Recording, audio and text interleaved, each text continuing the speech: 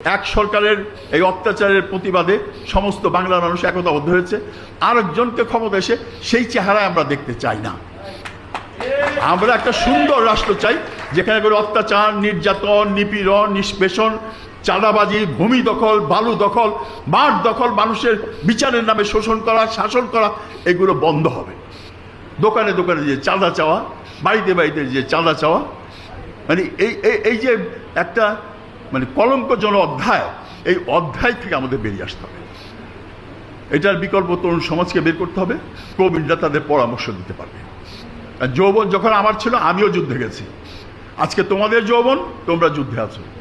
আমরা তোমাদের পরামর্শ দিতে পারবো, সহযোগিতা দিতে পারবো, কিন্তু যুদ্ধ তোমাদের করতে হবে। এই যুদ্ধ অব্যাহত থাকবে, এইখানেই শেষ হয়ে যাবে আমি এটা বিশ্বাস করি না। এর পরবর্তী পর্যায়ে এই যুদ্ধ চলবে এবং আদি অনন্তকাল যতদিন আমরা জীবিত আছি এই বেঁচে থাকার সংগ্রাম, বেঁচে থাকার লড়াই চলবে এবং চলতে থাকবে। এবং সেই যুদ্ধে আবার তরুণরা জয়লাভ করবে, তার জাতিকে আশ্বস্ত করবে। আবার এক সময় দেখা যাবে ফেরাউন নমরুদের জন্ম হয়ে গেছে তাদের অর্জিত সম্পদকে অপহরণ করার জন্য।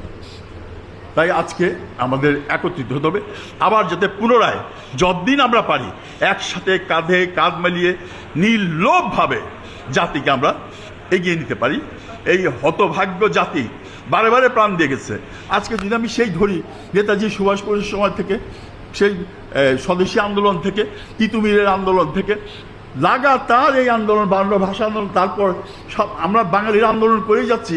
ব্রিটিশ বিরোধী আন্দোলন করেছি, পাকিস্তান বিরোধী আন্দোলন করেছি, স্বৈরাচার বিরোধী আন্দোলন করেছি, করেই যাচ্ছি, কিন্তু সুফল আমরা জনগণের কাছে দিতে পারি না। এবার যাতে আমরা দিতে পারি, আশা করব যে আজকে যারা নেতৃত্বে আছেন তারা সেই দায়িত্বগুলি পালন করবেন। আমরা তাদের পাশে আছি, তাদের পরামর্শ, সহযোগিতা যতটুকু আমাদের জন্য করা দরকার আমরা তাদের করব। কিন্তু পুনর্বৃত্তি যাতে না হয়, আবার সেই একই রিপিটেশন যাতে না হয়। ওই যেভাবে তারা চাঁদাবাজি করেছে, ভূমি দখল করেছে, মানুষের আজকে সম্পদের পাহাড় ফেলে পালিয়ে গেছে চোরের মতো, সব চোরের মতো পালিয়ে গেছে। হাজার হাজার লক্ষ কোটি টাকা মেরে তারা ওখানে আশ্রয় নিচ্ছে। তো আজকে এই অবস্থা থেকে বেরিয়ে আসার একটা মাত্র উপায় আমাদের ঐক্যবদ্ধ হওয়া এবং জাতিকে এগিয়ে নেওয়া। আর একটা কথা এসছে, বন্যা। এই বন্যা কিন্তু আজকে আমাদের নতুন না। আমি সেই 63 সালে বরগুনা খেপুপাড়া বিশাল বন্যা হলো, জলোচ্ছ্বাস।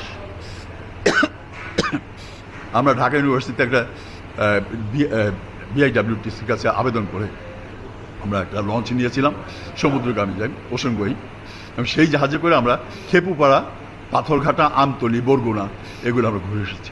দেখেছি কি ভয়াবহ বন্যা। সেখানে কিন্তু তরুণ সমাজ বসে ছিল না, তারা কিন্তু মাঠে মাঠে ঘুরেছে।